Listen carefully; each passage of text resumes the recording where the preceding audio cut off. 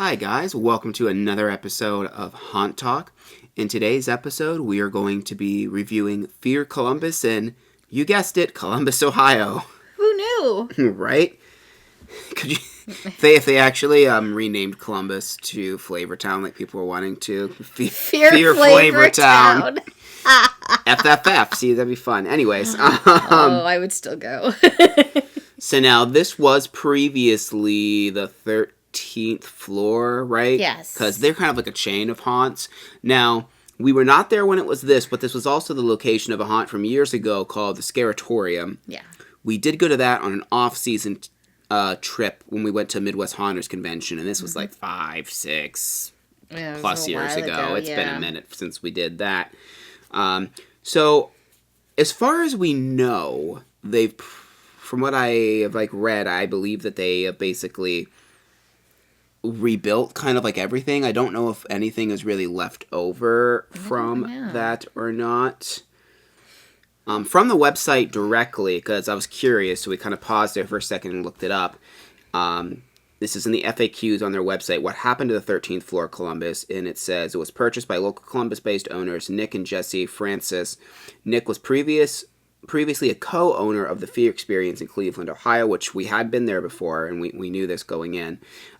They renovated and upgraded the entire facility, and both attractions are now proud to debut under our new name, Fear Columbus Haunted House. So it sounds like there was at least some stuff when they moved in. I don't know what all they added and renovated, but it definitely sounds like they did something. It isn't like a shopping mall. Yeah. It's like an outdoor shopping mall. We joked because we're like, we'll see, so we'll be able to pay for all these haunted houses we're going to. We can go to the plasma place next door and donate some plasma afterwards. When we got there, there was kind of like a party atmosphere. There's a big long queue line outside. We opted to do fast passes, so we didn't have to really wait in that line, which was really nice. We'll talk more about that when we actually get into the review and for value in that. But obviously it's shopping malls on the outside. There isn't much theming. They just have their logo, and it's actually a real sign they've made. This is Fear Columbus, not just just not like a plastic tarp kind of sign. Type of thing. Yeah. But we'll get into the review here in just a second, but I do want to say make sure you stay tuned towards the end of the video because we do have a giveaway for Ghoul Brothers in Akron, that haunted house, where I have 2 tickets, and they will also be giving away a t-shirt.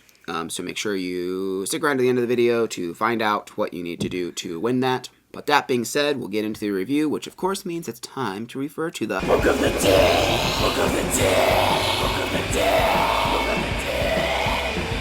Right, so of course we always start off with sets and props.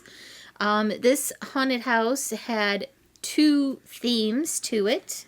The first one was called The Summoning, and then the other one was called Aftermath Anarchy. Yeah. So The Summoning basically was your typical culty demon ritual kind of stuff. It was just really strange and wonderful, and I don't even know. It's funny because previously, a week or so ago, I said I wish there was more houses that had more satanic-y, black magic themes, because we get a little bit of that in 100 Acre Manor. They have the one section, it's slipping me the name of the section, but it's like that. Yeah. It's kind of a thing. And Scare House used to have actually one, I think it might have been called The Summoning. It was called The Summoning, yeah. And this is actually, there's similarities between this and Scare House as The Summoning. Now, Scare House doesn't do that theme anymore, but when it was the old building in actual, middle of Pittsburgh there are similarities. But this thing was so aesthetically pleasing. Yes.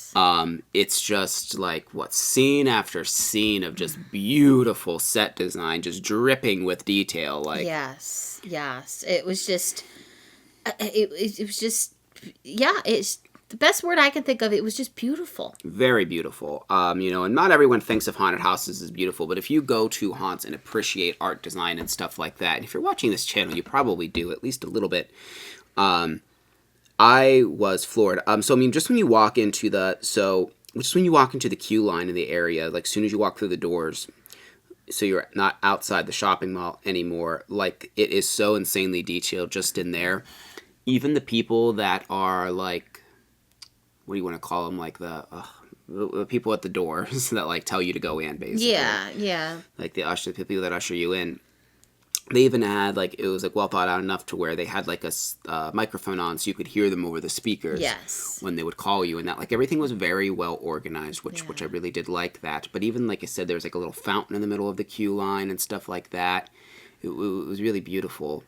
And then, and you walk in, and it just instantly you're and they have like a little photo op you go to first. I kind of forgot about that. Mm-hmm. They take your picture, and then they give you a card, and they say at the end when you get to the gift shop, you can get that picture. I was expecting someone to like scare us, but I was too, because there was like this little like cubby behind us, and I thought for sure someone was coming out because I was bracing for it. I was like smiling, but at the same time I'm like, all right, let's do this. Let's go. Someone's gonna spook us, but yeah. Let's go. But nothing happened, which I was kind of disappointed about, but that's okay.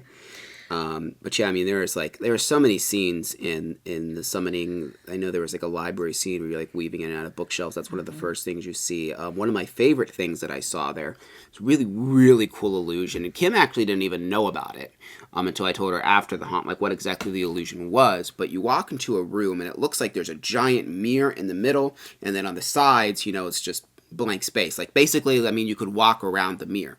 But what it actually is the middle part is not a mirror, it's an opening, and on the side parts, they're little mirrors. So you actually walk through the mirror, and of course, they have the floor painted so it looks both on the same sides. And then, of course, an actor can come out from beside that's hiding behind the actual mirror that looks like you could walk through it. Yeah.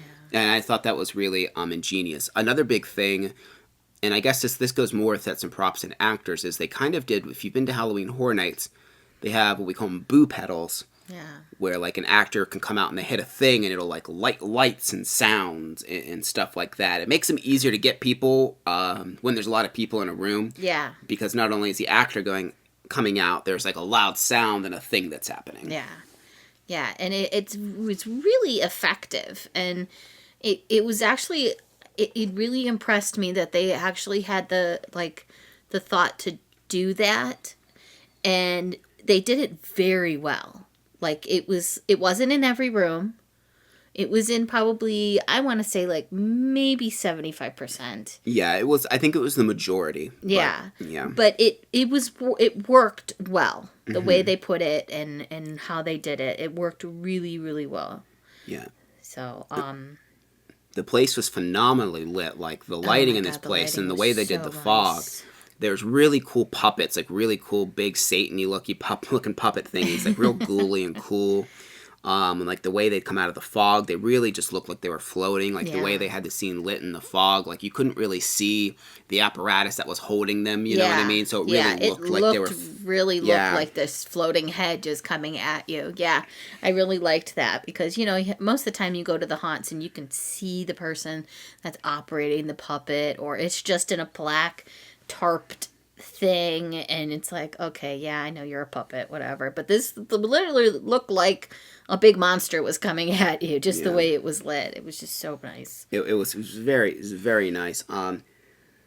I know there was a really cool like seance room. You said there was like floating furniture and stuff. I would love to go back through this place because there's a lot of stuff I saw that she didn't see, and a lot of stuff she saw that she was telling me about afterwards. And I'm like, I actually don't think I actually even noticed that because there's so many things to look at, and you can't just stop. As much as I would love to stop, you can't really do that. Yeah, there were like fake people like doing the seance with the one person, and then of course she popped out and she was a real person. It was just so pretty. I'm a loss for words. It was just so pretty. It was really pretty. And then you get into the next one. Oh, and one other thing is, the haunts for both of them were very, very loud. My ears were ringing a little bit afterwards. Like, it is nice. I like the sound system, and it keeps you from being able to really tell what's happening in the next scene. But it's a little loud though. So if you have really sensitive ears, like I have pretty sensitive ears, it did like my ears were ringing, and they still actually ringing a little bit. But we also went to the hoochie after this, so that didn't help. But anyways. The second haunt was, again, it was called Aftermath Anarchy. Yeah. And it basically seemed like it was kind of like... yeah, well, it says, because it's not necessarily zombies. It says... Post-apocalyptic. City that's in total chaos. Make you feel like you're in an action movie. So it's kind of like... It is sort of like a zombie thing, but it was not necessarily zombie. It's like apparently monsters and creatures and things just kind of... took over a city. Yeah, like anarchy. You know, people just doing whatever the fuck they want.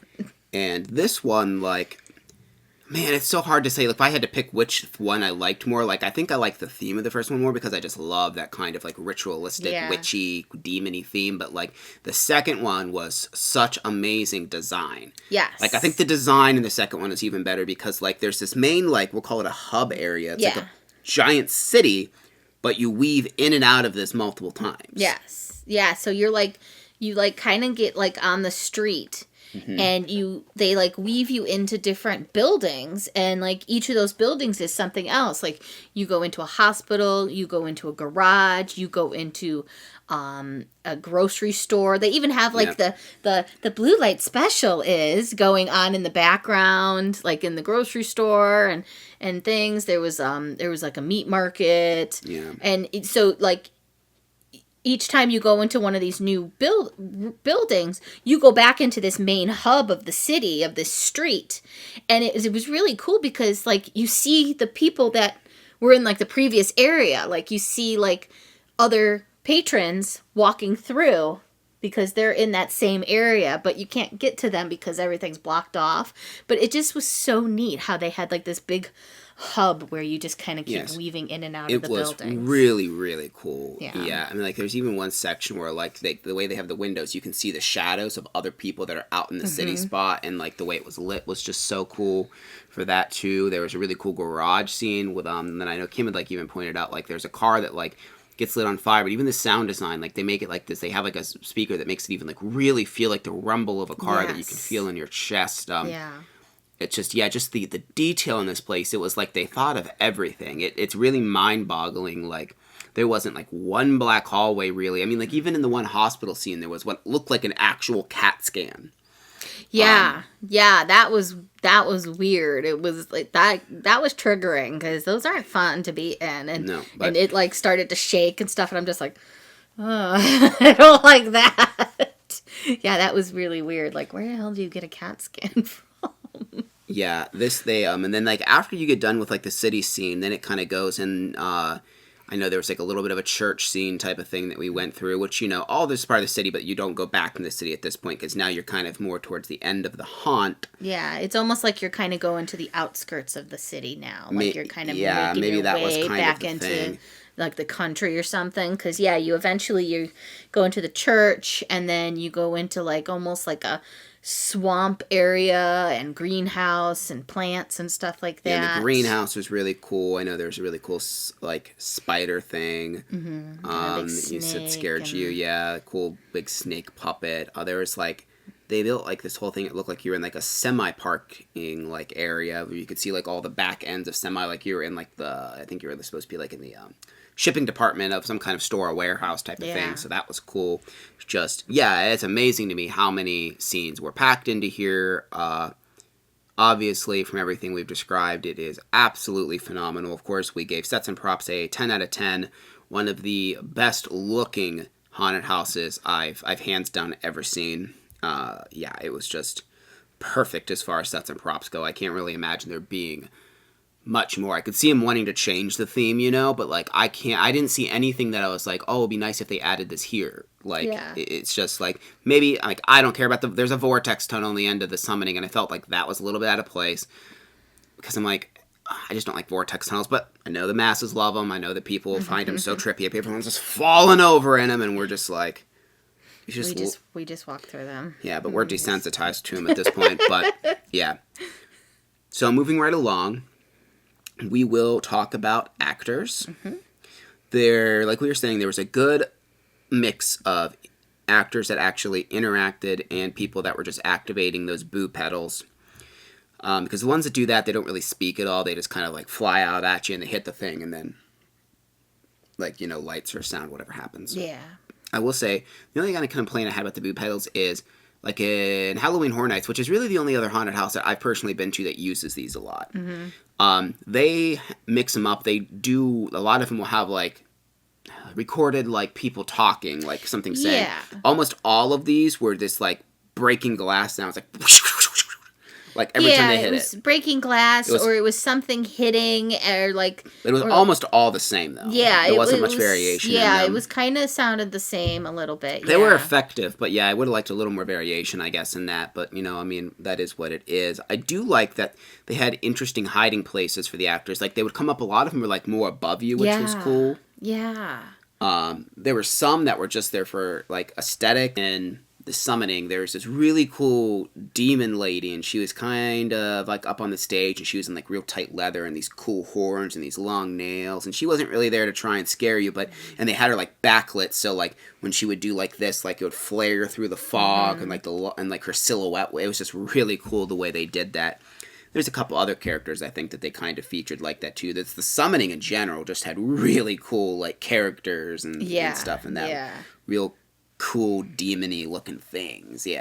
One of the things that really stood out for me was we were walking in the Anarchy area, and we were in a hospital, and we walk into this room, and there's some mannequins and stuff, and there's some gurneys with some mannequins on them. Well, there was one particular mannequin, and he was laying there, and he had his arm up like this, and I'm like, man, that mannequin looks really realistic. That's really cool. And then all of a sudden, he pushed his He pushed his boo pedal and jumped up and scared everybody. Yeah, there's a lot of them that were pretty good at that were just like, it was hard to tell what was what. Yeah, because I know there was like a scene where there was like a whole bunch of people on a gurney, and I really thought the one was a puppet. He didn't get me because I was just leaving the room, but then I heard it and I looked, and he's flailing up and grabbing at other people, and I'm like, oh. Yeah, and then there was this really cool nurse that she was behind a counter, and she just kind of banged on the counter at first, and then all of a sudden she just leaps up on top of the counter, and she's like this, and then her leg comes up and over this arm like this. Yeah. And she's just like, like that. She kind of like flew out of a hole, this one did. Yeah. Yeah. She was like in like a hole in the wall and like flew out on like this like almost like little stage thing, that one. But it was really cool because all of a sudden it was like, oh, her leg is like over there. Okay. Yeah. And then the guy in the paper room scared the crap out of Kim. Oh my gosh. Yeah. It's a very similar scare if you watched a review for Crawford School of Terror. Very similar to how they did that scare. The room had like lots of pages and stuff like all over the walls and that, and it said Crawford School of Terror like had almost this exact same scare, and like it doesn't look like there's a door at all because of the way the papers are, but then the papers can push aside and someone just comes running out. And then there's another one, and it's funny because this is the same thing, but they couldn't have copied it at all because like this was this year that they did it. The Halloween Horror Nights and the Haunting I don't think it was the Haunting of Hill House. It was the pumpkin Lord Wicked Growth. Yeah. There's a scene where there's like fencing, but part of the fence isn't a real fence. It's like Velcro straps, and they did that here. Except this one, you're walking at it, and all of a sudden someone pops up and rips open the Velcro straps and just jumps in your face. I know that one. Like I was behind you, but that one I know scared you quite a bit because it startled me. Really? Oh yeah. Good. Yeah. That one was really good. Yeah, there was a couple really cool Q actors. Like one of the, I think, like mascots. She's like this creepy, like gothic bride-looking thing that carries a candelabra in her hand, and she has like, and I have a little clip here I could insert, but she has like, it looks like saliva or something really gross just hanging from her jowls. She was cool, and she's like clicking at us and stuff. But yeah, the actors were really good. We just kind of the only complaint we have is that. I was saying earlier, like the boo pedals, I wish like there was a little more variety in it. There was an area in the second haunt in particular. After you go through the city for the first time, you kind of go over into the hospital section. There was like 4 or 5 rooms where there wasn't a actor. Yeah. It wasn't. At least the haunt was so pretty. It was kind of nice to be able to take it in for a minute without getting scared. But there were some couple other smaller areas, nothing as long as that, and maybe there's a switch out going on. It's hard to say. We wish there was a little more of that. And I do wish there was a little bit less of the boo pedalness and a little bit more interactive in the haunt. Yeah. Like, all the actors were good, but because of how loud this haunt is and because so much reliance is on hitting this switch and making the noise, it does kind of take a little bit of the interactiveness out of it. We'll talk about it more in Scare Factor, but it is overwhelming, so it does have that kind of going for it. But I personally would like it if we just had a little bit more actors actually interacting, a little more stalking, and that kind of thing. Yeah. So, I mean, being that our only complaint was, a little bit more activeness and more actors, we gave them a 9.5.